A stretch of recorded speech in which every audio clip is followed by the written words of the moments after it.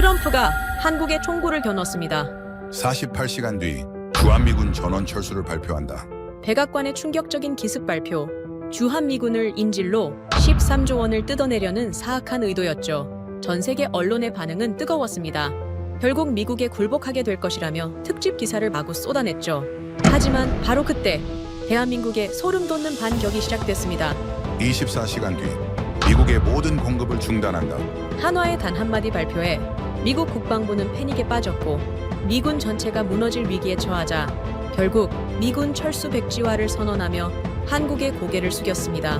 도대체 무슨 일이 있었던 걸까요? 무려 42%. 미합 중국 육군이 보유한 탄약 공장의 실제 가동률이었습니다. 이 숫자가 무엇을 의미하는지 아십니까? 세계 최강이라는 미군이 총알 하나 제대로 만들지 못한다는 뜻이었어요. 그런데 그날 백악관은 주한미군 철수를 통보했습니다. 48시간 내에 철수 개시. 70년 동맹이 이틀 만에 끝난다는 거였죠. 저는 에단 브루어입니다. 당시 미 국방부 동맹정책국 특임조정관이었어요. 15년간 동맹 정책만 다뤄온 전문가였죠. 그날 오후 2시 백악관 브리핑룸이 폭주했습니다. 대통령이 결정했다. 리처드 마틴 안보보좌관의 목소리가 차가웠어요. 한국이 방위비 분담금을 거부했다. 우리는 더 이상 참지 않는다. 기자들이 소리쳤습니다. 손이 떨렸어요. 이게 현실인가 싶었죠. 저는 국방부로 돌아가자마자 기밀 금고를 열었습니다. 육군 탄약기술국의 극비 보고서가 있었어요. 첫 페이지를 펼치자 빨간 글씨가 눈에 들어왔습니다. 경고 한국산 추진체 공급 중단 시 미 육군 작전 지속 불가. 믿을 수 없었습니다. 미군이 한국 부품에 의존한다고요? 말도 안 되는 소리였어요. 그런데 다음 페이지의 수치를 보자 손이 멈췄어요. 2023년 탄약 공장 폭발 사고 12건, 2024년 상반기에만 21건, 사망자 9명, 부상자 47명. 사고가 늘어나는 이유는 단순했습니다. 노후 설비와 기술 부족. 노라 케인 육군 탄약기술국장의 서명이 있었습니다. 한국 기술 없이는 생산 자체가 불가능하다. 그녀의 경고였어요. 저는 보고서를 덮고 창밖을 바라봤어요. 펜타곤 너머로 포토맥 강이 보였습니다. 무언가 잘못되고 있다는 느낌이 들었죠. 그때 전화가 울렸어요. 브루어, 지금 당장 올라와. 마틴 보좌관이었습니다. 목소리에 짜증이 묻어났어요. 백악관 상황실에 도착하자 장성들이 모여 있었어요. 공기가 무거웠습니다. 철수 계획은 이미 시작됐다. 합참의장이 말했습니다. 48시간 후 평택에서 첫 수송기가 이륙한다. 제가 손을 들었습니다. 잠깐만요. 탄약 보급선은 어떻게 하실 겁니까? 침묵이 흘렀어요. 아무도 대답하지 않았습니다. 마틴이 차갑게 쏘아봤습니다. 그건 한국의 문제가 될 거야. 저는 주먹을 쥐었습니다. 아닙니다. 우리 문제입니다. 그가 책상을 쳤어요. 브루어, 대통령이 결정했다. 회의가 끝나자 저는 복도로 나왔습니다. 다리에 힘이 풀렸어요. 이대로 끝인가 싶었죠. 노라 케인이 따라왔어요. 그녀가 속삭였습니다. 버지니아에 가봐. 하나디펜스 USA가 뭔가 준비했대. 한국 회사요? 제가 코웃음을 쳤습니다. 그들이 뭘 할 수 있겠어요? 그녀가 서류를 건넸어요. 이거 보고도 웃을 수 있으면 웃어. 첫 장을 펼치자 사진이 있었습니다. M795 포탄 추진체, 제조사 한화디펜스. 미군이 매일 쓰는 포탄이었어요. 다음 장에는 미 육군 재고 현황이 적혀 있었어요. 한국산 추진체 비율 87%. 머리가 하얘졌습니다. 미군 포탄의 거의 전부가 한국제라고요? 이게 가능한 일입니까? 노라가 말을 이었어요. GMP라는 미국 방산업체가 하나와 손잡았어. 내일 새벽 6시 버지니아 테스트필드에서 시연이 있다. 그녀의 눈빛이 진지했죠.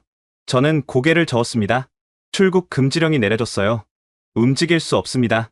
그녀가 배지를 꺼냈어요. 특별 감찰 승인증. 이걸로 가. 내가 책임질게. 망설였습니다. 명령을 어기는 거였으니까요. 하지만 다른 선택이 없었어요. 그날 밤 저는 워싱턴을 빠져나왔습니다. 버지니아로 향하는 고속도로는 텅 비어 있었어요. 모두가 잠든 시간이었죠. 라디오에서는 계속 속보가 흘러나왔습니다. 주한미군 철수 결정에 한국 정부 충격. 동맹 파기인가? 새로운 시작인가? 국방부 관계자들 침묵. 저는 라디오를 껐습니다. 소음만 더할 뿐이었어요. 어둠 속을 달리며 생각했어요. 70년 동맹이 정말 이렇게 끝나는 걸까? 새벽 4시 버지니아 주경계를 넘었습니다. 검문소에서 경찰이 막아섰어요. 신분증. 차가운 목소리였죠. 특별 승인증을 보이자 그들이 경례했습니다. 태도가 완전히 바뀌었어요. 테스트 필드까지 호위하겠습니다. 경찰차를 따라가며 저는 다시 보고서를 펼쳤어요. 손전등으로 비춰가며 읽었습니다. 한화 추진체 기술 섭씨 60도에서도 안정성 유지. 미국산 대비 생산 속도 3배. 특허, 기술 이중 안정화 공법. 정말일까요? 한국이 미군의 생명선을 쥐고 있다는 게 믿기 어려웠습니다. 새벽 5시 30분. 테스트 필드에 도착했습니다. 철문이 열리자 거대한 경납고가 보였어요. 군사 기밀 시설이었죠. 그 앞에 두 사람이 서 있었습니다. 동양인 여성과 백인 노인. 여성이 먼저 손을 내밀었어요. 한유진입니다. 한화 디펜스 USA 기술이사죠. 악수를 하자 그녀의 손이 차가웠습니다. 새벽 공기 때문만은 아니었어요. 긴장이 느껴졌죠. 노인이 다가왔습니다. 로버트 브렌튼, GMP 회장이요. 베트남 참전용사 출신이라더군요. 그의 눈에 피로가 가득했어요. 밤을 새운 듯했습니다. 브루어 조정관, 당신이 여기 온 건 행운이야. 제가 냉소했습니다. 행운이라고요? 48시간 후면 동맹이 끝나는데 브렌튼이 경납고를 가리켰어요. 끝이 아니라 시작일 수도 있소. 확신에 찬 목소리였죠. 경납고 문이 열렸습니다. 거대한 포가 놓여 있었어요. M777A2 곡사포, 미 육군의 주력 화포였습니다. 한유진이 설명했습니다. 이 포는 분당 4발을 쏩니다. 그런데 미국산 추진체로는 3발이 한계예요. 그녀가 데이터를 보여줬죠. 그래서요? 제가 물었습니다. 여전히 의심스러웠어요. 그녀가 상자를 열었어요. 검은색 원통이 들어 있었습니다. 표면이 매끄럽게 빛났죠. 이게 답입니다. 브렌튼이 끼어들었어요. 이 추진체 하나가 미군 포병의 미래를 바꿀 거요. 자부심이 묻어났습니다. 저는 코웃음을 쳤습니다. 한국 기술로 미군을 구한다? 농담도 현실감이 있네요. 한유진이 차분히 말했어요. 농담이 아닙니다. 지금 시작하죠. 그녀가 신호를 보냈습니다. 기술자들이 포탄을 장전했습니다. 능숙한 동작이었어요. 저는 뒤로 물러났어요. 정말 이게 가능할까? 발사, 브렌튼이 외쳤습니다. 첫 발이 나갔어요. 포성이 새벽을 찢었습니다. 땅이 흔들렸죠. 두 번째, 세 번째, 연속으로 8발이 발사됐어요. 멈춤이 없었습니다. 포신이 붉게 달아올랐지만 계속됐어요. 한유진이 태블릿을 보여줬어요. 잔열 온도 36.8도. 미국산은 이미 50도를 넘었을 겁니다. 실시간 데이터였죠. 믿기지 않았습니다. 이런 성능이 가능하다니. 그런데 데이터는 거짓말을 하지 않았어요. 브렌튼이 제 어깨를 잡았습니다. 이제 믿으시오? 그의 손에 힘이 들어갔어요. 저는 대답하지 못했어요. 머릿속이 복잡했습니다. 모든 게 뒤바뀌는 순간이었죠. 한유진이 조용히 말했습니다.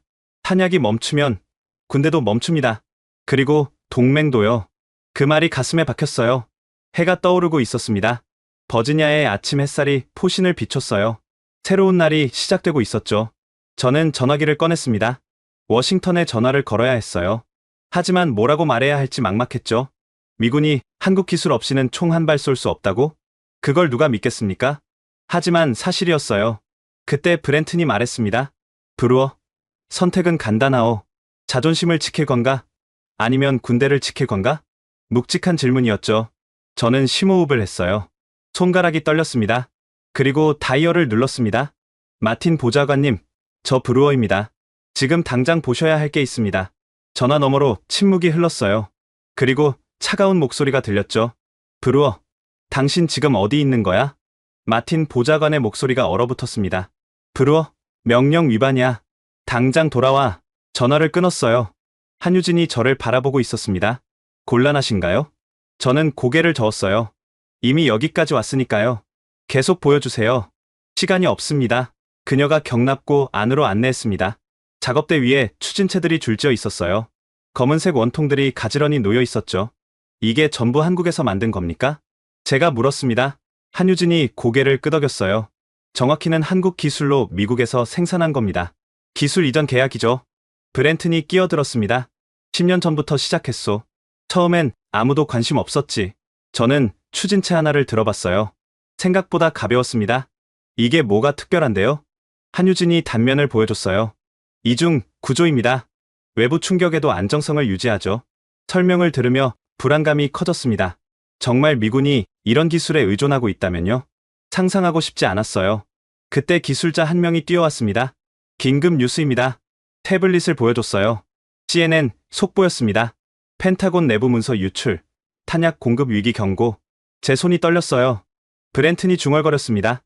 시작됐군. 이제 숨길 수 없을 거야. 한유진이 저를 봤어요. 브루어 씨, 이제 믿으시나요? 대답할 수 없었습니다. 머릿속이 복잡했으니까요.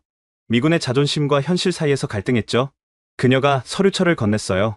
작년 실험 데이터입니다. 직접 확인해보세요. 첫 페이지를 열자 그래프가 나왔습니다. 온도 변화에 따른 안정성 수치였어요. 미국산과 한국산의 차이가 확연했죠. 이게 가능한가요? 제가 물었습니다. 한유진이 차분히 설명했어요. 가능한 정도가 아닙니다. 이미 5년째 미군이 써왔어요. 충격이었습니다. 5년이나 됐다고요? 그동안 저는 뭘 한 걸까요? 브렌튼이 커피를 건넸어요. 충격받으셨군. 당연해요. 나도 처음엔 그랬으니까. 커피를 한 모금 마셨습니다. 쓴맛이 입안에 퍼졌어요. 현실도 이렇게 썼죠. 왜 이제야 알려주는 겁니까? 제가 물었어요. 한유진이 한숨을 쉬었습니다. 알려줬어요. 수없이 보고서를 올렸죠. 하지만 아무도 듣지 않았습니다. 그 말이 가슴에 박혔어요. 정말 우리가 무시한 건가요? 기술자가 또 뛰어왔습니다. 워싱턴에서 감사팀이 출발했답니다. 브렌튼의 얼굴이 굳었어요.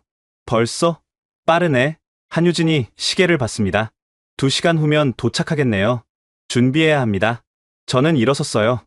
뭘 준비한다는 겁니까? 그녀가 미소 지었습니다. 진짜 시연이죠. 지금까지는 예고편이었어요. 경납고 뒤편으로 이동했습니다. 더 큰 공간이 나타났어요. 여러 대의 포가 늘어서 있었죠. 동시 발사 시연을 하겠습니다. 한유진이 말했어요. 제가 놀랐습니다. 동시 발사요? 그게 가능합니까? 브렌튼이 웃었어요. 가능한 정도가 아니라 필수죠. 전쟁은 한 발로 하는 게 아니니까. 기술자들이 바쁘게 움직였습니다. 포탄을 장전하고 시스템을 점검했어요. 긴장감이 흘렀죠. 제 전화가 울렸습니다. 노라 케인이었어요. 브루어, 감사팀에 브라이언 스콧이 포함됐어. 조심해. 브라이언 스콧. 악명 높은 내부 감사관이었죠. 한 번 물면 놓지 않는 사람이었어요. 전화를 끊자 한유진이 물었습니다. 걱정되는 일이 있나요? 감사관이 온답니다. 까다로운 사람이에요. 제가 설명했죠. 그녀는 담담했어요. 걱정 없습니다. 데이터가 말해줄 테니까요. 하지만 저는 알고 있었습니다. 워싱턴은 데이터보다 정치를 중시한다는 거요. 그게 문제였죠. 브렌튼이 다가왔어요. 브루어, 하나 물어보고 싶소. 뭐죠? 당신은 정말 동맹을 지키고 싶소? 그의 눈이 날카로웠어요. 잠시 망설였습니다. 그러다 대답했어요. 네. 하지만 방법을 모르겠습니다. 그가 어깨를 두드렸어요. 방법은 간단해요. 진실을 보여주는 거지. 한유진이 신호를 보냈습니다. 준비 완료했습니다. 시작할까요? 저는 숨을 들이쉬었어요. 앞으로 무슨 일이 벌어질지 알 수 없었죠. 하지만 여기서 멈출 수는 없었습니다. 시작하세요. 5대의 포가 동시에 포문을 열었어요. 굉음이 경납고를 뒤흔들었습니다. 연속으로 포탄이 발사됐죠. 한유진이 모니터를 가리켰어요. 보세요. 모든 포가 정상 작동하고 있습니다. 데이터가 실시간으로 올라왔어요. 온도, 압력, 정확도, 모든 수치가 안정적이었죠. 믿기 어려웠습니다. 미국 기술로는 불가능한 일이었으니까요. 그런데 한국은 해냈어요. 브렌튼이 말했습니다. 이제 이해하시겠소. 왜 우리가 한화와 손잡았는지 이해하기 시작했어요. 이건 단순한 기술 협력이 아니었습니다. 생존의 문제였죠. 그때 밖에서 차 소리가 들렸어요. 감사팀이 도착한 것 같았습니다. 한유진이 일어섰어요. 맞이하러 가죠. 밖으로 나가자 검은 SUV 세대가 멈췄습니다. 브라이언 스콧이 먼저 내렸어요. 날카로운 눈빛이었죠. 브루어, 명령 위반이군. 그가 차갑게 말했어요. 특별 승인을 받았습니다. 제가 배지를 보였죠. 그는 코웃음을 쳤어요. 그래? 그럼 뭘 숨기고 있는지 보자고. 감사팀이 경납고로 들어갔습니다. 서류를 뒤지고 장비를 확인했어요. 한유진은 침착하게 대응했죠. 스콧이 추진체를 들어 올렸어요. 이게 그 대단한 한국 기술이라고? 네, 맞습니다. 한유진이 답했어요. 그가 비웃었습니다. 미군이 이런 걸 쓴다고? 웃기는 소리. 바로 그때였어요. 브렌튼이 서류 뭉치를 내밀었습니다. 이걸 보시오. 지난 5년간 납품 기록이요. 스콧의 표정이 굳었어요. 서류를 넘기며 읽기 시작했죠. 점점 얼굴이 창백해졌습니다. 이게 진짜입니까? 그가 더듬거렸어요. 한유진이 조용히 말했습니다. 네, 당신들이 매일 쓰는 탄약의 핵심이 바로 이겁니다. 침묵이 흘렀어요. 감사팀 전원이 얼어붙었죠. 현실을 받아들이기 어려워했습니다. 스콧이 제게 물었어요. 브루어, 당신은 알고 있었소? 방금 알았습니다. 솔직히 답했어요. 그가 한숨을 쉬었습니다. 이거, 워싱턴이 발칵 뒤집히겠군. 맞는 말이었어요. 이 사실이 알려지면 모든 게 바뀔 겁니다. 주한미군 철수도 다시 생각해야 하겠죠? 한유진이 제안했습니다. 다시 한번 시연을 보여드릴까요? 스콧이 고개를 끄덕였어요. 봐야겠소. 직접 확인하지 않으면 못 믿겠어. 다시 경납고로 들어갔습니다. 이번에는 감사팀이 지켜보는 가운데 시연이 시작됐어요. 모두가 숨죽였죠. 포성이 울렸습니다. 한 발, 두 발, 세 발, 10발까지 연속으로 발사됐어요. 스콧이 중얼거렸습니다. 불가능한데, 이게 어떻게? 브렌튼이 그의 어깨를 잡았어요. 불가능이 아니오. 현실이지. 저는 창밖을 봤습니다. 해가 중천에 떠 있었어요. 시간이 얼마 남지 않았죠. 36시간. 그 안에 워싱턴을 설득해야 했습니다. 가능할까요? 한유진이 제게 다가왔어요. 브루어 씨, 이제 우리를 믿으시나요? 저는 천천히 고개를 끄덕였습니다. 네. 하지만 워싱턴은 다를 겁니다. 그녀가 미소 지었어요. 그래서 당신이 필요한 거예요. 그들의 언어로 설명해 줄 사람이. 맞았습니다. 이제 제가 나설 때였어요. 하지만 두려웠죠. 워싱턴의 벽은 높고 단단했으니까요. 그걸 뚫을 수 있을까요? 스콧이 전화를 걸었어요. 백악관입니까? 긴급 보고가 있습니다. 그의 목소리가 떨렸어요. 우리가 몰랐던 사실이 있습니다. 당장 회의를 소집해 주십시오.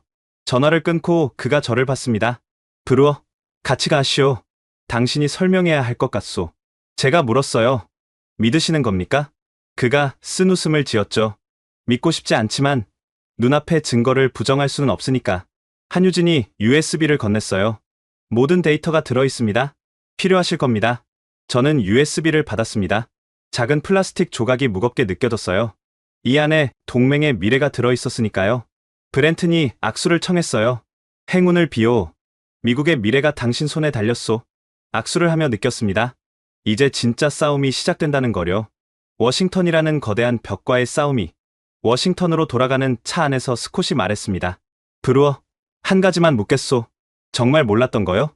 대답하기 어려웠어요. 알면서도 외면했던 건 아닐까요? 편견이 눈을 가렸던 건 아닐까요? 고속도로를 달리며 USB를 만지작거렸습니다. 안에 뭐가 들어있을까요? 정말 미군의 운명이 달린 데이터일까요? 스콧이 전화를 받았어요. 표정이 굳어졌습니다. 뭐라고? 하퍼가 움직였다고? 제임스 하퍼. 워싱턴에서 가장 영향력 있는 방산 로비스트였죠. 그가 움직였다면 일이 복잡해질 겁니다. 전화를 끊고 스콧이 말했어요.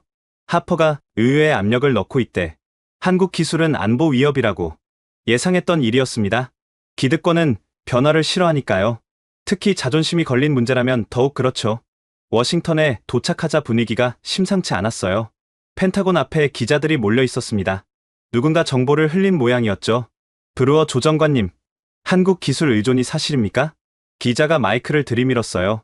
대답하지 않고 건물로 들어갔습니다. 하지만 질문은 계속됐어요. 주한미군 철수가 재고되나요?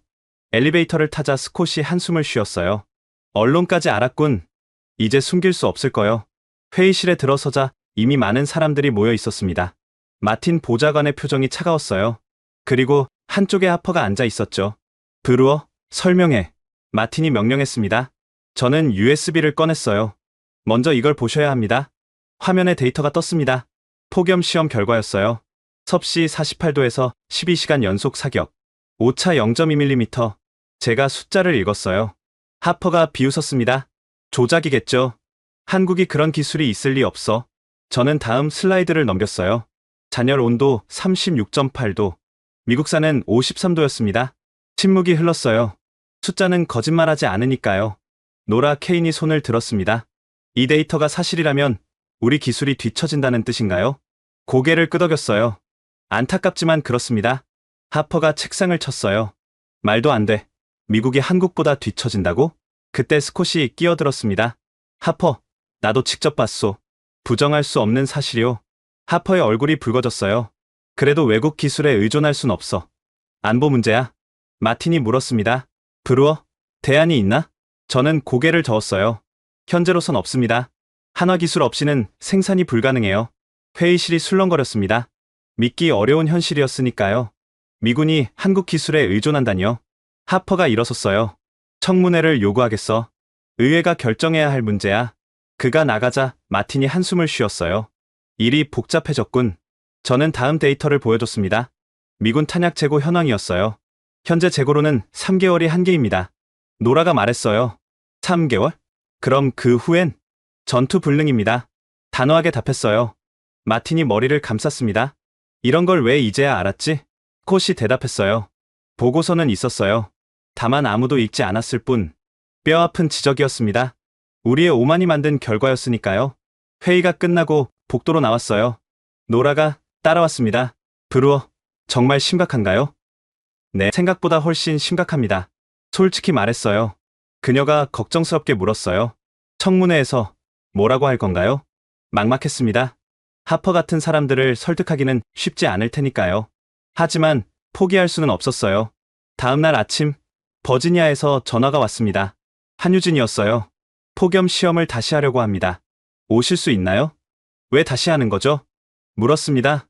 하퍼가 조작이라고 주장한다면서요? 공개 시연을 하겠습니다. 용기 있는 결정이었어요. 실패하면 모든 게 끝날 텐데요. 오후에 다시 버지니아로 향했습니다. 이번엔 기자들도 함께였어요.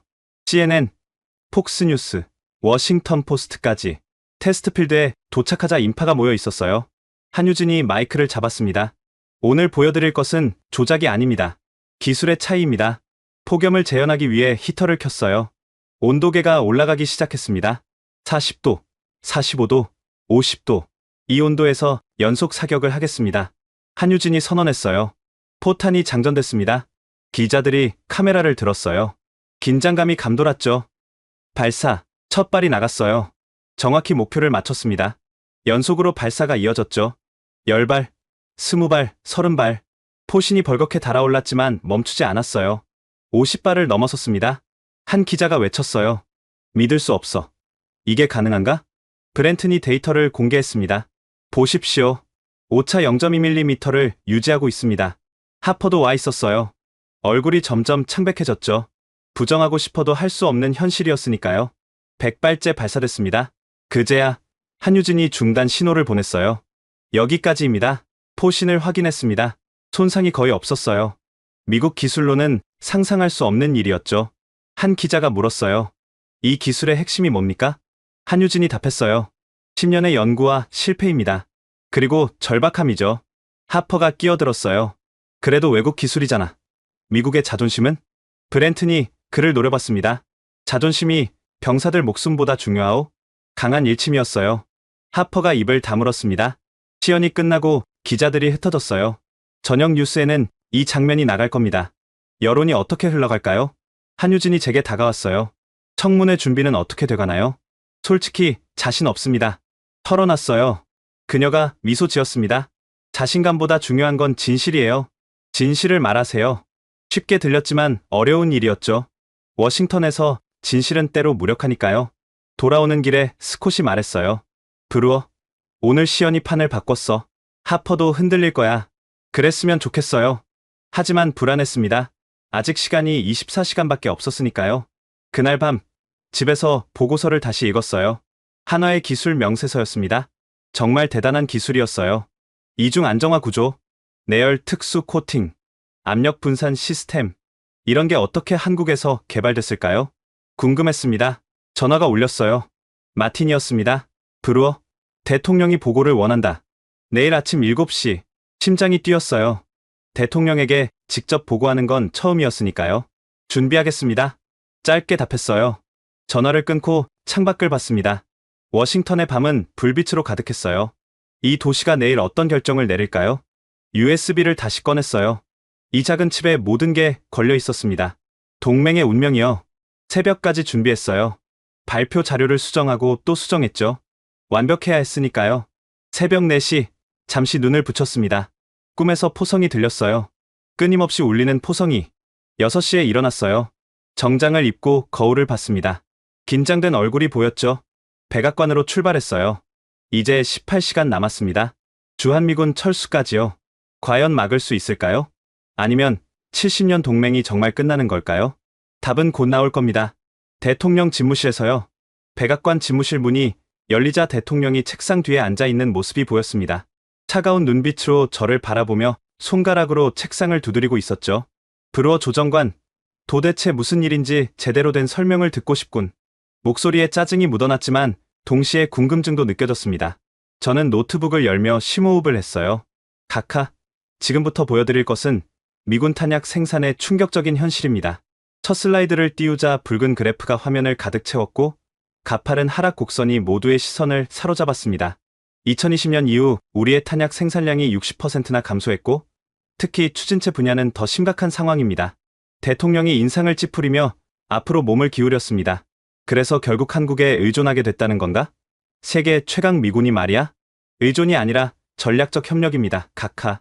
하나와 우리 GMP의 기술 융합은 단순한 구매 관계가 아니라 공동 개발의 결과입니다.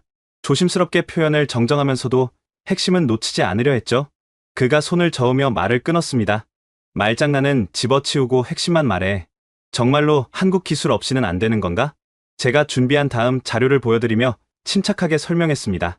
한화의 추진체 기술이 공급되지 않으면 3개월 내에 미군의 탄약 재고가 완전히 바닥나고 신규 생산도 불가능해집니다. 길고 무거운 침묵이 집무실을 채웠고 대통령은 의자에 깊이 기대며 천장을 바라봤습니다. 그의 손가락이 계속해서 책상을 두드리는 소리만이 정적을 깨고 있었죠. 하퍼는 이 상황에 대해 뭐라고 하던가? 마침내 그가 물었을 때 목소리는 한결 낮아져 있었습니다. 마틴 보좌관이 조심스럽게 대답했어요. 제임스 하퍼는 현재 의회와 함께 외국 기술 배제 법안을 준비 중이며 오늘 오후 긴급 청문회를 요구한 상태입니다. 대통령이 코웃음을 치며 고개를 저었습니다. 그래, 미국의 자존심은 지켜야겠지. 비록 그 자존심 때문에 군대가 무너지더라도 말이야. 저는 이 순간을 놓치지 않고 어제 촬영한 폭염 시연 영상을 재생했습니다. 섭씨 50도의 극한 환경에서 100발을 연속으로 발사하는 장면이 화면에 펼쳐졌고 포성과 함께 정확히 목표를 맞추는 모습이 모두의 눈을 사로잡았죠. 이것이 현실입니다. 카카. 한국 기술은 이미 우리를 능가했고 그들 없이는 우리가 전쟁을 수행할 수 없는 상황입니다. 대통령이 영상을 지켜보는 동안 그의 표정은 점점 더 굳어갔고 결국 한숨을 내쉬며 물었습니다. 브루어, 당신은 정말로 주한미군 철수를 막아야 한다고 생각하나? 그렇습니다. 카카. 이건 단순한 동맹 문제가 아니라 미군의 생존이 걸린 문제입니다. 제 대답에는 한치의 망설임도 없었어요.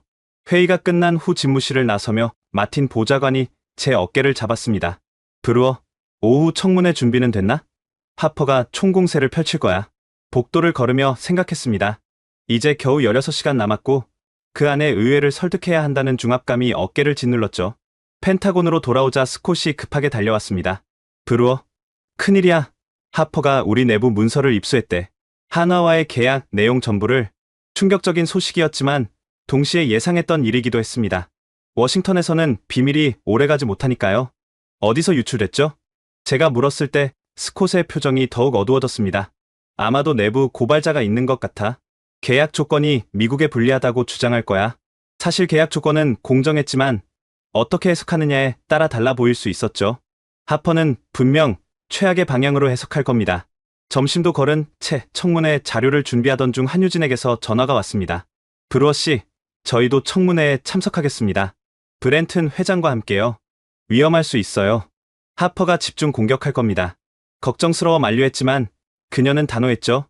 저희가 만든 기술입니다. 직접 설명하고 싶어요. 그리고 한 가지 더 준비한 게 있습니다. 궁금했지만 자세히 묻지는 않았어요. 그녀가 준비했다면 분명 도움이 될 거라고 믿었으니까요. 오후 2시 의회 청문회장에 들어서자 이미 많은 사람들이 모여 있었습니다. 하퍼는 앞줄에 앉아 서류를 검토하고 있었고 그 옆에는 여러 명의 변호사들이 포진해 있었죠. 청문회가 시작되자 군사위원장 셜리 그린이 망치를 두드렸습니다. 오늘은 미군의 외국 기술 의존 문제를 다루겠습니다. 먼저 제임스 하퍼 씨의 발언을 듣겠습니다. 하퍼가 일어서며 준비한 자료를 펼쳤고 그의 목소리는 분노로 가득했습니다. 존경하는 위원님들, 오늘 저는 충격적인 사실을 알려드리겠습니다. 미군이 한국 기업에 완전히 종속되어 있다는 사실을 말입니다. 그가 계약서를 들어 올리며 목소리를 높였습니다. 이 계약서를 보십시오. 하나는 우리에게 기술을 팔면서 동시에 통제권을 쥐고 있습니다. 그들이 공급을 중단하면 미군은 즉시 마비됩니다. 청중석이 술렁거렸고 기자들은 바쁘게 메모를 했습니다. 하퍼의 공격은 예상보다 거셌죠. 제 차례가 왔을 때 저는 천천히 일어섰습니다. 위원장님, 하퍼 씨의 주장은 사실을 왜곡한 것입니다. 하나와의 협력은 종속이 아니라 상호 의존적 파트너십입니다. 준비한 데이터를 화면에 띄우며 설명을 이어갔습니다. 지난 5년간 이 협력을 통해 미군은 3천억 달러의 예산을 절감했고 탄약 생산 효율은 300% 증가했습니다. 하지만 하퍼가 즉시 반박했어요.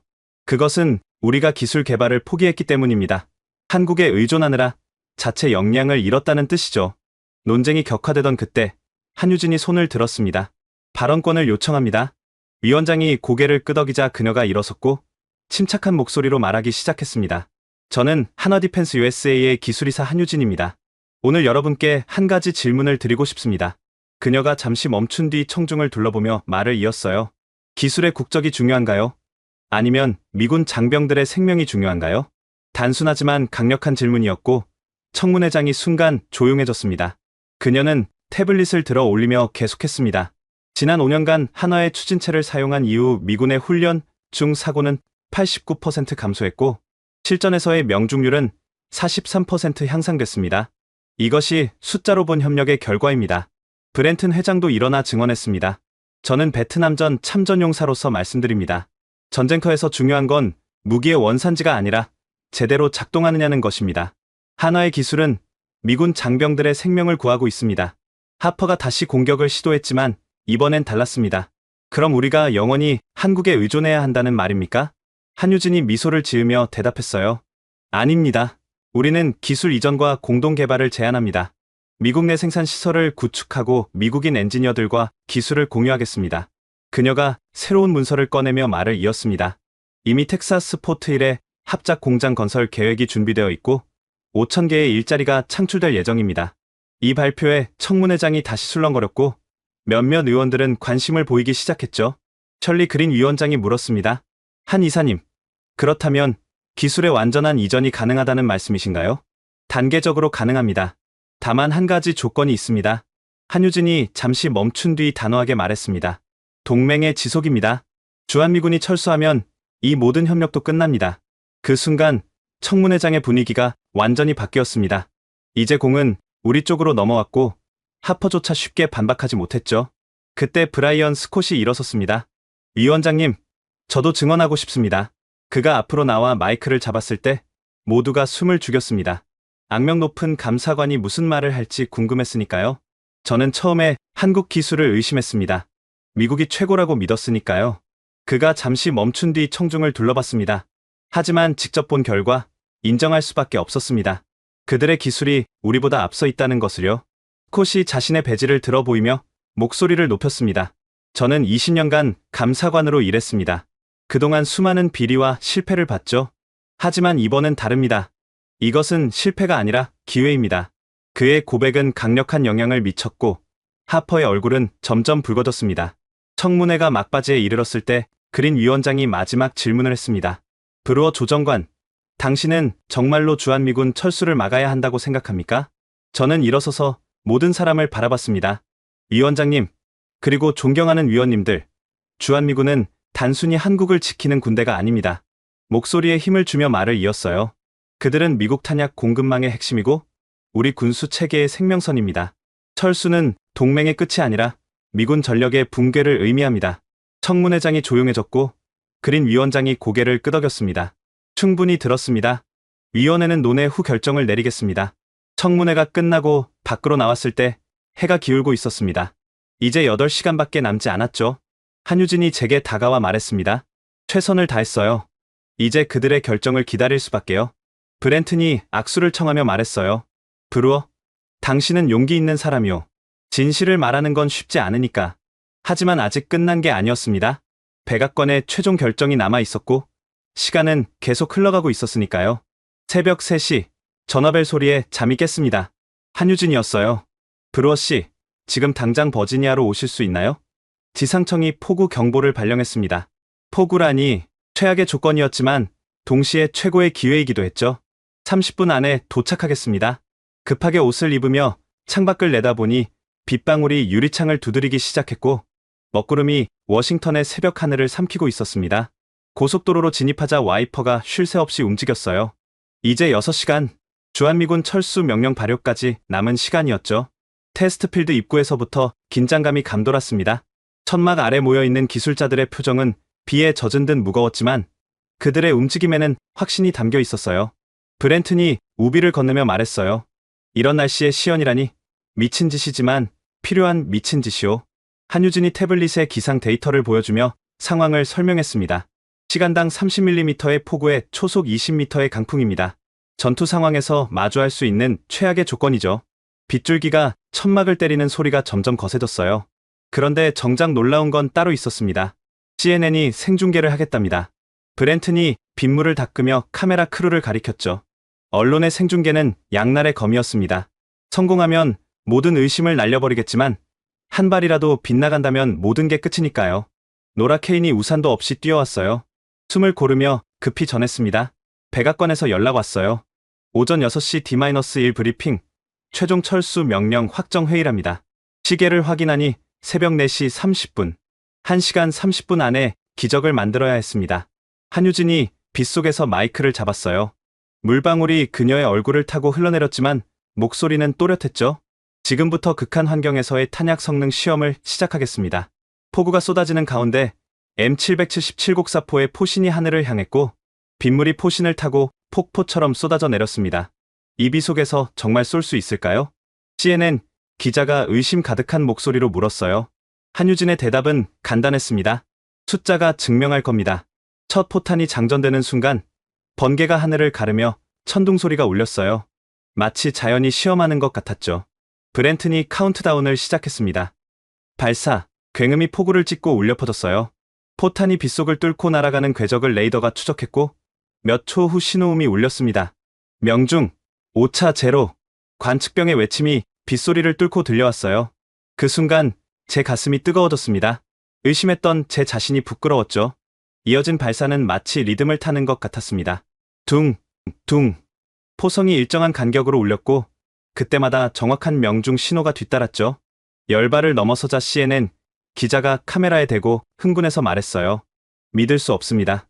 이 폭우 속에서 10발 연속 명중입니다. 20발, 30발. 포신에서 증기가 피어올랐지만 빗물이 즉시 식혀주었고 자연이 냉각 시스템 역할을 하고 있었죠. 한유진이 실시간 데이터를 큰 소리로 발표했습니다. 30발 발사 완료. 명중률 100%. 오차 0.0mm. 미군 기준으로는 맑은 날씨에도 달성하기 어려운 수치인데 폭우 속에서 이런 성과를 내다니 불가능을 가능으로 만드는 순간이었어요. 바로 그때 노라의 위성 전화가 울렸습니다. 백악관 상황실이었어요. D-1 브리핑이 시작됐습니다. 대통령께서 철수 명령서를 앞에 두고 계십니다. 스피커폰으로 바꾸자 빗소리와 함께 상황실에 긴장된 목소리가 들렸죠. 한유진이 제게 눈짓했고 저는 전화기를 받아 외쳤습니다. 백악관 들으십니까? 지금 이 순간 버지니아에서는 기적이 일어나고 있습니다. 실시간 데이터를 전송하겠습니다. 노트북을 펼쳐 백악관 시스템에 접속하는 동안에도 폭격은 계속됐어요. 40발, 50발. 빗줄기는 더욱 거세졌지만 포의 성능은 오히려 더 정확해지는 듯했습니다. 50발째가 발사됐을 때 브렌튼이 빗물을 닦으며 외쳤어요. 이미 미군 기준의 5배를 넘었습니다. 이걸로 충분하지 않소? 하지만 한유진은 고개를 저으며 단호하게 말했습니다. 아닙니다. 100발까지 갑니다. 의심의 여지를 남기지 않겠습니다. 그녀의 눈빛에서 무언가를 봤어요. 단순한 기술자의 자부심이 아니라 동맹을 지키려는 절박함이었죠. 60발, 70발. 포병들이 지쳐가는 게 보였지만 그들의 동작은 여전히 정확했고 비에 젖은 포탄을 들어올리는 그들의 모습에서 자부심이 느껴졌습니다. 80발째에 이르자 CNN 기자가 카메라를 든 채로 다가왔어요. 도대체 어떻게 이게 가능한 겁니까? 비밀이 뭐죠? 한유진이 차분하게 설명하는 동안에도 폭격은 멈추지 않았습니다. 10년의 실패가 만든 성공입니다. 한국의 장마철을 견디기 위해 개발한 방수 기술이 오늘 이 자리에서 증명되고 있는 겁니다. 그녀의 말에서 진심이 느껴졌어요. 기술 뒤에 숨은 땀과 눈물이 보이는 것 같았죠. 90발. 이제 10발만 남았어요. 현장의 모든 사람들이 숨을 죽였습니다. 백악관에서 다시 연락이 왔습니다. 대통령께서 화면을 주시하고 계십니다. 계속하십시오. 그 말을 듣자 심장이 빠르게 뛰기 시작했어요. 이제 정말 마지막이구나 생각했죠. 95발째 포탄이 발사될 때 번개가 다시 번쩍였고 천둥 소리와 포성이 겹쳐 거대한 굉음을 만들어냈습니다. 그럼에도 포탄은 정확히 목표를 향해 날아갔어요. 96발, 97발. 제 손이 떨리기 시작했습니다. 98발, 99발. 모두가 숨을 죽인 가운데 마지막 포탄이 장전됐습니다. 100발째. 한유진이 직접 발사 버튼 앞에 섰어요. 빗물이 그녀의 얼굴을 타고 흘렀지만 표정은 평온했습니다. 이 한 발에 모든 걸 겁니다. 그녀가 조용히 말했어요. 브렌튼이 그녀의 어깨에 손을 올렸습니다. 할 수 있어. 우리 모두 믿고 있어. 발사 버튼을 누르는 순간 시간이 멈춘 듯 했어요. 빗소리도 숨소리도 들리지 않았습니다. 포성이 울리고 포탄이 날아갔습니다. 레이더 화면을 모두가 주시했고 빨간 점이 목표를 향해 천천히, 아주 천천히 다가가는 게 보였죠. 그리고 마침내 영중, 관측병의 외침과 동시에 현장이 폭발했습니다. 기술자들이 서로 껴안았고 빗속에서도 환호성이 터져나왔어요. 몇몇은 눈물을 흘렸고 그게 빗물인지 눈물인지 구분할 수 없었죠. 100발 전탄 명중, 명중률 100%, 실패율 제로. 한유진이 선언하자 CNN 기자가 흥분해서 중계했습니다. 저도 모르게 주먹을 쥐었어요.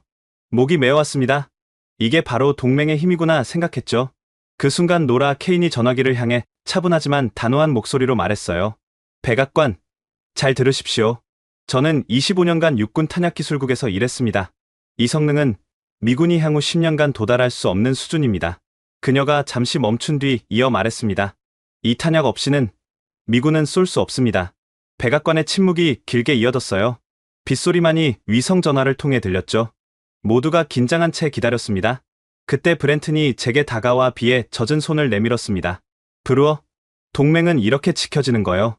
그의 거친 손을 잡는 순간 뜨거운 무언가가 가슴 속에서 솟구쳤어요. 차가운 빗속에서도 온기가 전해졌고 그건 단순한 악수가 아니었습니다. 신뢰의 약속이었죠. 백악관에서 새로운 목소리가 들렸습니다. 마틴 보좌관이었어요. 브루어, 대통령께서 묻습니다. 정말로 이 기술 없이는 불가능한가? 빗물이 얼굴을 타고 흘러내렸지만 닿지 않았습니다. 오히려 그 차가움이 정신을 맑게 해줬어요. 심호흡을 한 뒤 분명하게 대답했어요.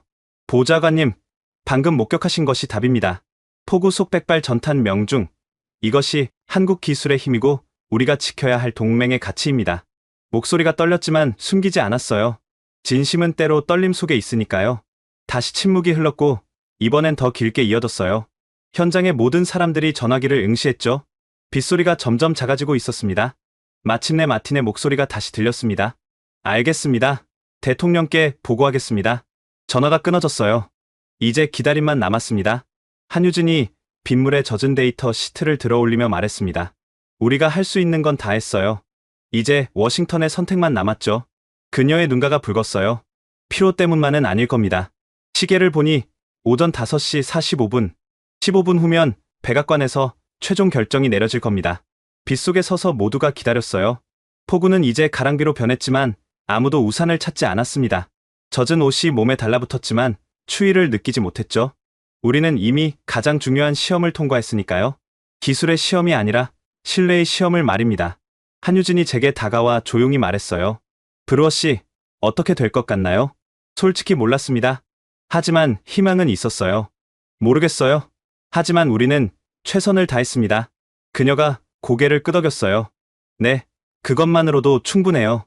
빗물과 땀으로 범벅이 된 우리는 그렇게 서서 기다렸습니다. 역사가 바뀌는 순간을 기다리며 오전 6시 정각 노라의 전화가 울렸습니다. 백악관이었어요. 잠시 대기, 결정이 보류됐습니다. 의회가 긴급 청문회를 요구했어요. 보류라는 말에 안도와 불안이 동시에 밀려왔습니다. 시간을 벌었지만 진짜 싸움은 이제부터였죠. 버지니아에서 워싱턴으로 돌아가는 차 안에서 한유진이 물었어요. 청문회는 언제죠? 오후 2시입니다. 노라가 답했습니다. 8시간. 그 안에 의회를 설득해야 했어요. 펜타곤에 도착하자 스콧이 기다리고 있었고 그의 표정은 심각했습니다. 브루어, 하퍼가 총공세를 준비했어. 상원의원 12명이 그의 편이래. 예상했던 일이었지만 막상 듣고 나니 막막했어요. 12명이면 충분히 결정을 뒤집을 수 있는 숫자였으니까요. 회의실에 모여 전략을 논의했습니다. 브렌튼이 먼저 입을 열었어요. 감정에 호소하는 건 안 돼. 하퍼는 그걸 노릴 거야. 우리는 숫자와 논리로 가야 해. 한유진이 노트북을 열며 동의했습니다. 포구 시연 데이터를 정리했어요. 백발전탄 명중. 이건 부정할 수 없는 사실이죠. 하지만 저는 걱정이 됐어요. 의원들이 숫자를 믿을까요? 그들에게는 정치가 더 중요한데. 노라가 파일 하나를 꺼냈습니다. 이걸 보세요. 지난 5년간 한화기술로 절감한 예산 보고서예요. 첫 페이지를 펼치자 충격적인 숫자가 눈에 들어왔습니다. 총 절감액 3,200억 달러. 이게 진짜입니까? 제가 물었어요. 노라가 고개를 끄덕였습니다. 생산 비용이 23% 감소했고 사고율은 89% 줄었어요. 인명피해만 계산해도 어마어마한 금액이죠. 이 숫자들이 우리의 무기가 될 거였습니다. 정오가 되자 의회 건물로 출발했고 청문회장 앞은 이미 기자들로 가득했어요. 브루어 조정관님, 주한미군 철수가 취소되나요? 마이크가 쏟아졌지만 대답하지 않았습니다. 청문회장에 들어서자 이미 많은 의원들이 자리했고 하퍼는 여전히 자신만만한 표정이었죠. 그의 옆에는 변호사들과 함께 두꺼운 서류 뭉치가 쌓여 있었습니다. 오후 2시 정각, 셜리 그린 위원장이 망치를 두드렸습니다. 지금부터 긴급 청문회를 시작합니다. 안건은 미군의 외국 기술 의존과 주한미군 철수 문제입니다. 하퍼가 먼저 발언권을 얻었고 준비한 자료를 펼치며 공격을 시작했습니다. 존경하는 위원님들, 미국이 언제부터 외국 기술에 목숨을 걸어야 합니까? 그가 사진을 들어 올렸어요. 한화 로고가 찍힌 포탄이었죠. 이것 보십시오. 미군 포탄에 한국 기업 로고가 찍혀 있습니다. 이게 자주국방입니까? 몇몇 의원들이 고개를 끄덕였고 청중석이 술렁거렸습니다. 하퍼가 목소리를 높였어요. 더 충격적인 건 계약 조건입니다. 한화가 공급을 중단하면 우리는 즉시 무력화됩니다. 이건 안보 위협이 아니고 뭡니까? 그의 논리는 단순했지만 효과적이었습니다. 공포를 자극하는 거였죠. 제 차례가 왔을 때 저는 천천히 일어나 준비한 자료를 화면에 띄웠습니다. 위원장님, 그리고 존경하는 위원님들, 먼저 한 가지 질문을 드리겠습니다. 잠시 멈춘 뒤 청중을 둘러보며 물었어요. 자존심과 생존, 무엇이 더 중요합니까? 간단한 질문이었지만 본질을 찌르는 것이었죠. 데이터를 하나씩 보여주며 설명을 이어갔습니다. 지난 5년간 한화와의 협력으로 우리는 3,200억 달러를 절감했습니다. 이는 국방 예산의 상당 부분을 다른 곳에 투자할 수 있게 해줬죠. 다음 슬라이드를 넘겼어요. 생산 비용 23% 절감, 사고율 89% 감소, 작전 성공률 43% 향상. 숫자들이 화면을 채웠고 의원들의 표정이 진지해졌습니다. 이것이 단순한 의존입니까? 아니면 전략적 선택입니까? 제가 물었을 때 청문회장이 조용해졌어요. 하퍼가 즉시 반박했습니다. 그래도 미국 기술을 포기한 데가 아닙니까? 우리의 기술 주권을 팔아넘긴 거죠. 그때 한유진이 손을 들었습니다. 발언을 요청합니다. 위원장이 허락하자 그녀가 일어섰고 침착한 목소리로 말하기 시작했습니다. 기술 주권이라고 하셨죠? 그럼 묻겠습니다. 미국의 F-35 전투기에는 몇 개국의 부품이 들어갑니까? 잠시 침묵이 흐른 뒤 그녀가 답했어요. 15개국입니다. 이것도 기술 주권 포기입니까? 날카로운 지적이었고 하퍼의 얼굴이 붉어졌습니다. 한유진이 계속했어요. 현대 방위산업은 국제협력 없이는 불가능합니다. 중요한 건 누가 핵심 기술을 갖느냐가 아니라 어떻게 협력해서 최선의 결과를 만드느냐입니다. 브렌튼도 증언대에 섰습니다. 저는 미국인이고 제향군인입니다. 그런 제가 한국 기술을 선택한 이유는 단순합니다. 더 좋으니까요. 그가 잠시 멈춘 뒤 목소리에 힘을 줬어요. 자존심 때문에 열등한 기술을 고집하는 건 어리석음이 아니라 범죄입니다. 그대가는 장병들의 목숨이니까요. 강력한 일침이었고 몇몇 의원들이 고개를 끄덕였습니다. 그때 브라이언 스콧이 일어섰어요. 모두가 놀랐죠. 그가 무슨 말을 할지 예측할 수 없었으니까요. 위원장님, 저도 증언하고 싶습니다. 그가 앞으로 나왔습니다. 마이크 앞에 선 스콧은 잠시 망설이다가 입을 열었어요. 저는 처음에 이 모든 걸 의심했습니다. 미국이 최고라고 믿었고 한국 기술은 열등할 거라고 생각했죠. 청문회장이 숨죽였습니다. 하지만 직접 확인한 결과 그가 심호흡을 했어요. 제가 틀렸습니다. 완전히 틀렸어요. 스콧이 의원들을 바라보며 목소리를 높였습니다. 저는 20년간 감사관으로 일하며 수많은 실패를 봤습니다. 자존심 때문에 망가진 프로젝트들을요. 이번엔 달라야 합니다. 그가 자리로 돌아가며 마지막으로 한마디 했어요. 미안합니다. 브루어, 더 일찍 인정했어야 했는데. 그의 사과는 예상치 못한 것이었고 청문회장 분위기가 완전히 바뀌었습니다. 하퍼가 다시 일어나 반격을 시도했지만 이미 대세는 기울어져 있었어요. 그래도 영원히 한국에 의존할 순 없잖습니까? 한유진이 차분하게 대답했습니다. 맞습니다. 그래서 우리는 기술 이전을 제안합니다. 텍사스에 합작 공장을 세우고 미국인 엔지니어들과 기술을 공유하겠습니다. 그녀가 새로운 문서를 제출했어요. 5,000개의 일자리 창출, 연간 1,000억 달러 규모의 생산. 이것이 우리의 제안입니다. 이 발표에 의원들 사이에서 웅성거림이 일었고 몇몇은 진지하게 검토하기 시작했죠. 셜리 그린 위원장이 질문했습니다. 브루어 조정관, 핵심을 말해주세요. 주한미군 철수를 막아야 하는 진짜 이유가 뭡니까? 저는 일어서서 모든 사람을 바라봤습니다. 그리고 준비한 말이 아닌 마음에서 우러나온 말을 했어요. 위원장님, 주한미군은 한국을 지키는 군대가 아닙니다. 청문회장이 조용해졌어요. 그들은 우리 탄약의 마지막 보급선입니다. 한화의 기술과 생산시설에 대한 접근을 보장하는 생명선이죠.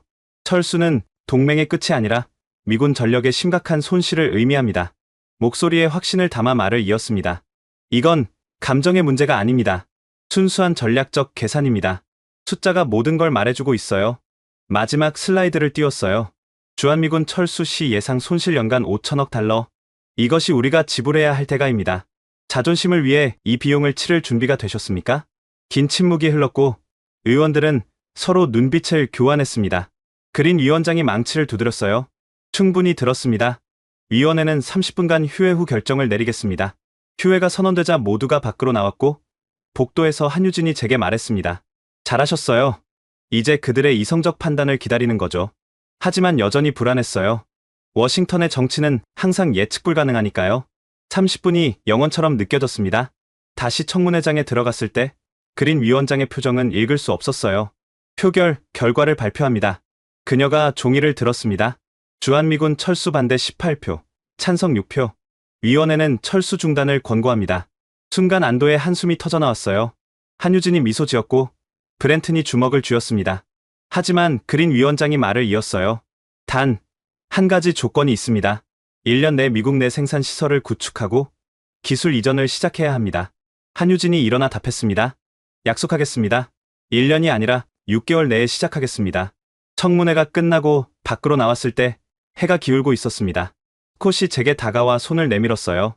브루어, 당신이 옳았어. 진실을 외면한 내가 부끄럽소. 그의 손을 잡으며 말했습니다. 우리 모두 배운 거죠. 동맹의 진정한 의미를요. 노라가 전화를 받더니 얼굴이 밝아졌어요. 백악관입니다. 대통령이 최종 결정을 내렸대요. 내일 아침 발표한답니다. 이제 정말 끝이 보였습니다. 70년 동맹이 새로운 장을 열 준비를 하고 있었죠. 그날 밤 집으로 돌아오며 생각했어요. 감정이 아닌 이성으로, 자존심이 아닌 실용으로 선택한 결과였습니다. 그것이 진짜 동맹의 모습일지도 모르겠다고. 다음날 아침 8시 백악관으로 향하는 차 안에서 손이 떨렸습니다. 오늘이 모든 게 결정되는 날이었어요. 70년 동맹의 운명이 몇 시간 안에 정해질 거였죠. 한유진과 브렌튼도 함께였고 그들의 표정에도 긴장이 역력했습니다. 준비됐나요? 브렌튼이 물었을 때 저는 고개만 끄덕였어요. 백악관 게이트를 통과하자 기자들이 벌써부터 모여 있었습니다. CNN, MBC, 폭스뉴스는 물론 한국 언론사들도 보였어요. 오늘 발표가 얼마나 중요한지 모두가 알고 있었죠. 브리핑룸으로 안내받았을 때 이미 많은 사람들이 자리하고 있었습니다.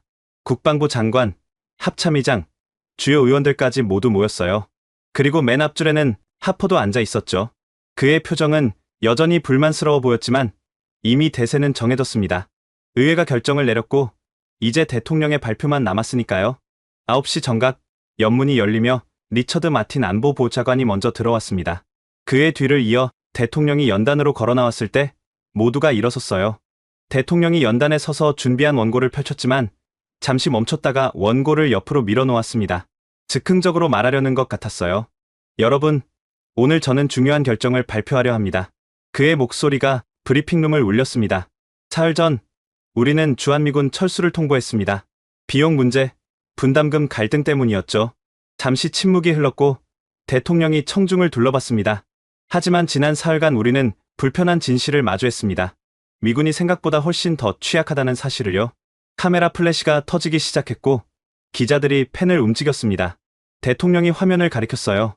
폭우 속 시연 영상이 재생되기 시작했죠. 이것을 보십시오. 폭우 속에서 백발 전탄 명중. 미군 기술로는 불가능한 일입니다. 영상이 끝나자 그가 다시 말했습니다. 자존심이 상합니다. 인정하기 싫습니다. 하지만 사실은 사실입니다. 그가 마틴 보좌관을 바라봤고 마틴이 고개를 끄덕였어요. 따라서 본인은 오늘 다음과 같이 발표합니다. 대통령의 목소리가 단호해졌습니다. 첫째, 주한미군 철수 명령을 즉시 철회합니다. 브리핑룸이 술렁거렸고 몇몇은 안도의 한숨을 쉬었습니다. 한유진의 얼굴에 미소가 번졌어요. 둘째, 하나디펜스와 미국 GMP의 합작공장 설립을 승인합니다. 이 발표에 하퍼가 자리에서 움직였지만 아무 말도 하지 못했죠. 투자 규모는 1조 3천억 원, 한화폐로 환산하면 약 10억 달러입니다. 대통령이 구체적인 숫자를 언급했을 때 기자들이 바쁘게 메모했어요. 텍사스 포트힐에 건설될 이 공장은 5천 개의 일자리를 창출하고 미군 탄약의 안정적 공급을 보장할 것입니다. 그가 잠시 멈춘 뒤 목소리에 감정을 실었습니다. 이것은 후퇴가 아닙니다. 진화입니다. 21세기 동맹의 새로운 모델입니다. 대통령이 한유진과 브렌튼을 바라보며 말했어요. 하나디펜스 USA 한유진 이사님, GMP 로버트 브렌튼 회장님, 앞으로 나와주십시오. 두 사람이 일어나 연단으로 걸어갔고 준비된 서명 테이블이 놓였습니다. 금색 펜이 놓인 검은 가죽 폴더가 열렸어요. 이제 역사적인 순간을 함께하겠습니다. 대통령이 펜을 들었습니다. 첫 서명이 이뤄지는 순간 카메라 플래시가 폭풍처럼 터졌고 브리핑룸에 박수 소리가 울려 퍼졌습니다. 한유진이 서명하며 잠시 멈췄다가 한국어로 중얼거렸어요. 해냈다. 그 말이 마이크에 잡혔고 통역 없이도 모두가 그 의미를 이해한 듯 했습니다. 브렌튼이 마지막으로 서명을 마치자 세 사람이 악수를 나눴고 그 순간 브리핑룸은 열광의 도가니로 변했습니다. 기립박수가 이어졌고 심지어 군 장성들까지 일어나 박수를 쳤어요. 노라 케인의 눈가가 촉촉해진 게 보였고 스콧도 진심으로 박수를 보냈습니다. 그때 한 기자가 손을 들었어요. 대통령님, 질문이 있습니다. 대통령이 고개를 끄덕이자 기자가 물었습니다. 이제 한국은 미국에게 어떤 의미입니까? 훌륭한 질문이었고 모두가 답을 기다렸습니다. 대통령이 잠시 생각한 뒤 제게 시선을 보냈어요. 브루어 조정관, 당신이 답해 주시죠. 갑작스러운 지명에 놀랐지만 저는 침착하게 일어섰습니다. 마이크 앞에 서서 심호흡을 한 뒤 말했어요. 한국은 더 이상 우리가 보호하는 나라가 아닙니다. 브리핑룸이 조용해졌어요. 그들은 우리의 파트너입니다. 그리고 앞으로 우리 무기에는 이런 문구가 새겨질 겁니다. 잠시 멈춘 뒤 선언했습니다. 한국이 설계하고 미국이 만든다. 그 순간 브리핑룸이 다시 폭발했어요. 기자들이 일제히 질문을 쏟아냈고 박수와 환호가 뒤섞였습니다. 한국 기자가 한유진에게 한국어로 물었고 그녀가 영어로 답했습니다. 기술에는 국경이 없습니다. 하지만 신뢰에는 국경이 있죠. 오늘 우리는 그 경계를 넘었습니다. 그녀의 답변에 또 한 번 박수가 터져나왔어요. 대통령이 다시 마이크를 잡았습니다. 한 가지 더 발표하겠습니다. 모두가 주목했어요. 우리는 이 순간을 공식 기록으로 남기겠습니다. 그가 마틴 보좌관에게 신호를 보냈고 마틴이 문서를 들어 올렸습니다. 백악관 공식 성명입니다. 마틴이 읽기 시작했어요. 주한미군은 한반도의 평화뿐 아니라 미국 군수 체계의 핵심입니다. 그들은 동맹의 방패이자 미국 탄약의 생명선입니다. 이 문장이 읽히자 저는 가슴이 뜨거워졌어요. 우리가 며칠 동안 주장했던 바로 그 내용이 공식 성명이 된 거였죠. 마틴이 계속했습니다. 미합중국은 대한민국과의 기술 협력을 통해 더 강한 군사력을 구축할 것이며 이는 양국 모두에게 이익이 될 것입니다. 성명이 끝나자 대통령이 마지막으로 말했어요. 역사는 오늘을 기억할 겁니다. 미국이 자존심보다 실용을 선택한 날로요. 그가 연단을 내려오며 제게 다가왔습니다. 악수를 청하며 낮은 목소리로 말했어요. 브루어, 당신이 옳았어. 고맙네. 그 말에 목이 메었습니다. 사흘간의 전쟁이 끝났다는 실감이 났어요. 서명식이 끝나고 리셉션이 이어졌습니다. 백악관 이스트룸에 모인 사람들의 얼굴에는 안도와 기쁨이 섞여 있었어요. 한유진이 샴페인 잔을 들고 제게 다가왔습니다. 브루어 씨, 해냈네요. 정말 해냈어요. 그녀의 눈에 눈물이 맺혀 있었어요. 솔직히 처음엔 불가능하다고 생각했어요. 미국의 자존심이 너무 강하니까요. 저도 잔을 들며 답했습니다. 저도 그랬어요. 하지만 결국 이성이 이겼죠. 브렌튼이 우리에게 다가와 어깨를 두드렸어요. 이제 시작이야. 공장 건설, 기술 이전, 할 일이 산더미야. 맞는 말이었지만 오늘만큼은 기쁨을 만끽하고 싶었습니다. 그때 하퍼가 다가왔어요. 모두가 긴장했지만 그가 손을 내밀었습니다. 브루어, 인정하겠소. 당신들이 옳았어. 놀라운 순간이었죠. 그의 손을 잡으며 말했습니다. 하퍼 씨, 당신도 미국을 위했잖습니까? 방법이 달랐을 뿐이죠. 그가 쓴 웃음을 지었어요. 그래도 졌으니 인정해야지. 한화 기술이 정말 대단하더군. 한유진에게도 악수를 청했고 그녀가 우아하게 받아들였습니다. 함께 일하게 되길 바랍니다. 하퍼 씨, 분위기가 완전히 바뀐 순간이었어요. 노라 케인이 마이크를 잡고 주목을 끌었습니다. 여러분, 건배를 제안합니다. 모두가 잔을 들었어요. 새로운 동맹을 위하여. 건배, 잔이 부딪히는 소리가 이스트룸을 채웠고 웃음소리가 이어졌습니다. 주한미군 사령관이 화상으로 연결되어 축하 메시지를 전했어요. 서울에서도 이 소식을 듣고 기뻐하고 있습니다. 장병들이 안도하고 있어요. 화면 속 용산기지의 모습이 보였고 미군과 한국군이 함께 박수치는 장면이 나왔습니다. 브렌튼이 연설을 시작했어요. 오늘은 단순히 계약서에 서명한 날이 아닙니다. 우리가 편견을 깨고 미래를 선택한 날입니다. 그가 잠시 멈춘 뒤 목소리를 높였습니다. 앞으로 우리 공장에서 생산될 모든 탄약에는 자부심이 담길 겁니다. 미국의 제조 기술과 한국의 혁신이 만나 최고의 제품을 만들 거예요. 박수가 터져나왔고 CNN 기자가 생방송으로 이 모든 걸 중계했습니다. 한유진도 짧은 연설을 했어요. 기술 이전은 단순한 공유가 아닙니다. 함께 성장하는 과정입니다. 미국 엔지니어들과 한국 엔지니어들이 함께 일하며 더 나은 미래를 만들 겁니다.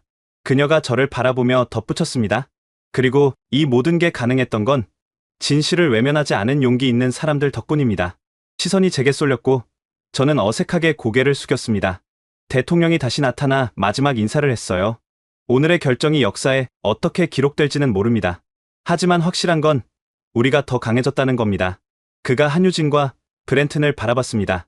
그리고 우리의 동맹도 더 강해졌습니다. 리셉션이 끝나갈 무렵 저는 발코니로 나왔어요. 워싱턴의 스카이라인이 석양에 물들어 있었죠. 한유진이 따라 나왔습니다. 뭘 생각하세요? 이 모든 게 꿈 같아요. 사흘 전만 해도 동맹이 끝날 뻔했는데 솔직한 마음을 털어놨어요. 그녀가 미소 지었습니다. 꿈이 아니에요. 우리가 만든 현실이죠. 멀리서 포토맥 강이 황금빛으로 빛나고 있었습니다. 평화로운 풍경이었지만 며칠 전의 긴장이 아직도 생생했어요. 브렌튼이 우리에게 다가왔어요. 내일부터 바빠질 거야. 공장 부지 선정, 설계, 인력 채용. 할 일이 산더미지.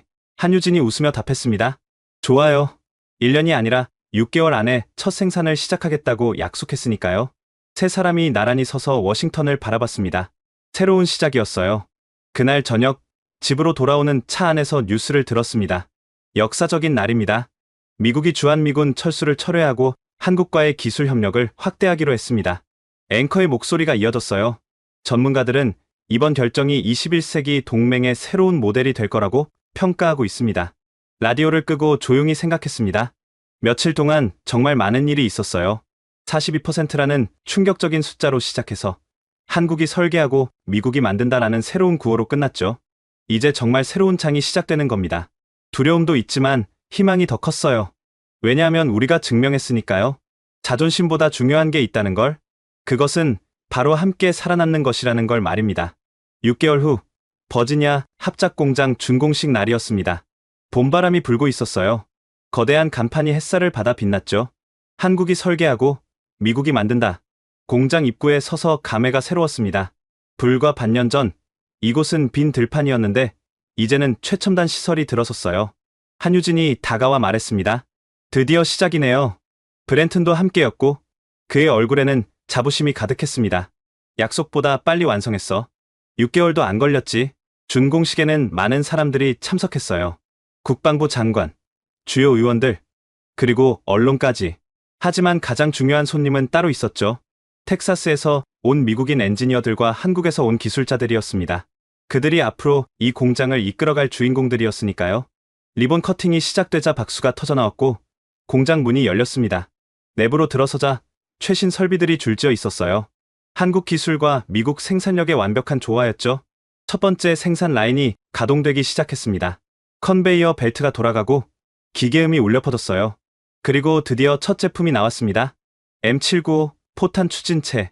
검은색 원통이 완성품 검사대에 올라갔어요. 한유진이 품질 검사를 직접 했습니다. 완벽해요.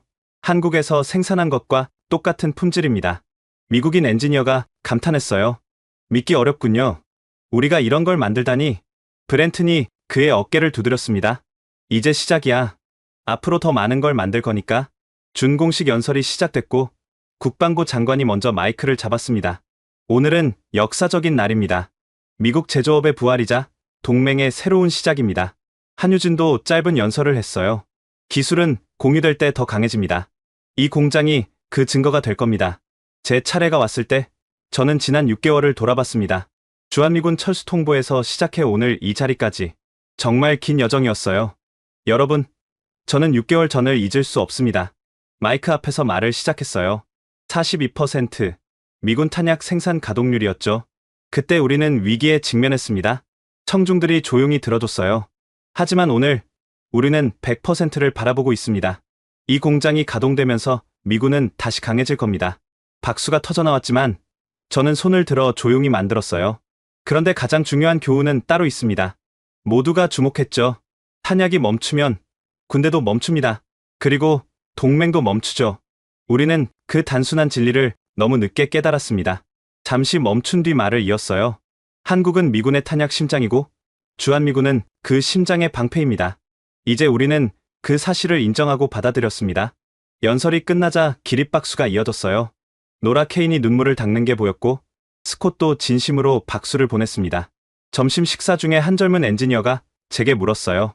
브루어 씨, 처음부터 이렇게 될 거라고 예상하셨나요? 고개를 저었습니다. 아니요. 솔직히 불가능하다고 생각했어요. 미국의 자존심이 너무 강하니까요. 그가 웃으며 말했어요. 그런데 해냈잖아요. 맞아요. 때로는 자존심보다 생존이 먼저라는 걸 배웠죠. 오후가 되자 공장 견학이 이어졌습니다. 한국 기술자들이 미국 직원들에게 작업 공정을 설명하는 모습이 인상적이었어요. 언어는 달라도 기술로 소통하고 있었죠. 한 미국인 직원이 말했습니다. 처음엔 외국 기술을 배운다는 게 자존심 상했어요. 하지만 이제는 자랑스럽습니다. 한유진이 미소 지으며 답했어요. 기술에는 국적이 없어요. 좋은 기술일 뿐이죠. 해가 기울어갈 무렵, 저는 공장 옥상에 올라갔습니다. 버지니아의 평원이 한눈에 들어왔어요. 브렌튼이 따라 올라왔습니다. 뭘 생각하나?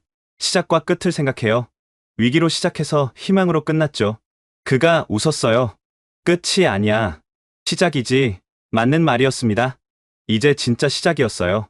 저녁이 되자 축하 만찬이 열렸고 대통령의 축하 메시지가 전달됐습니다. 오늘 우리는 새 역사를 썼습니다. 자존심을 내려놓고 실용을 선택한 결과입니다. 만찬이 끝나갈 무렵 한유진이 제게 작은 상자를 건넸어요. 선물입니다. 열어보니 첫 생산품인 추진체의 미니어처였고 밑에 문구가 새겨져 있었습니다. Made in America. Powered by KO의-1. 감사합니다. 소중히 간직하겠습니다. 그녀가 말했어요. 브루어 씨가 없었다면 불가능했을 거예요. 진실을 말할 용기가 있었으니까요. 밖으로 나오니 별이 떠 있었습니다. 공장의 불빛이 어둠을 밝히고 있었어요. 집으로 돌아가는 차 안에서 라디오를 켰더니 뉴스가 나왔습니다. 버지니아 합작 공장이 정식 가동을 시작했습니다. 연간 10만 발의 포탄을 생산할 예정입니다. 라디오를 끄고 조용히 생각에 잠겼어요. 6개월 전 그날이 떠올랐습니다. 백악관 브리핑룸에서 들었던 충격적인 선언. 48시간 내 주한미군 철수. 그때는 세상이 무너지는 것 같았죠. 하지만 위기는 기회가 됐고 절망은 희망이 됐습니다. 휴대전화가 울렸어요. 서울에서 걸려온 전화였습니다. 주한미군 사령관이었어요. 브루어, 축하해. 오늘 뉴스 봤어. 우리 장병들도 기뻐하고 있어. 감사합니다. 사령관님. 이제 우리는 더 강한 동맹이 됐어. 서로를 필요로 하는 진짜 동맹 말이야. 전화를 끊고 창밖을 봤습니다. 워싱턴의 불빛들이 멀리 보였어요. 마지막 보고서를 쓰기 위해 노트북을 열었습니다. 제목을 적었어요. 탄약 동맹 새로운 시작. 첫 문장을 썼습니다. 한국은 미군의 탄약 심장이고 주한미군은 그 심장의 방패다. 그리고 마지막 문장을 덧붙였어요. 우리는 이제 안다. 동맹의 진정한 의미는 서로를 지키는 것이 아니라 함께 강해지는 것임을. 보고서를 저장하고 노트북을 덮었습니다. 봄밤의 공기가 상쾌했어요. 새로운 계절이 시작되고 있었죠. 한국이 설계하고 미국이 만든다. 이 문구가 이제는 자연스럽게 느껴졌습니다. 70년 동맹은 끝나지 않았어요. 오히려 더 강해졌죠. 왜냐하면 우리가 배웠으니까요. 자존심보다 중요한 것이 있다는 걸, 그것은 바로 함께 살아남는 것이라는 걸 말입니다. 대한민국이 잘하고 있다고 생각하신다면, 한국 최고, 대한민국이 아직 멀었다고 생각하신다면, 한국 힘내라. 여러분의 생각을 댓글로 남겨주세요. 지금까지 감동을 더하다였습니다.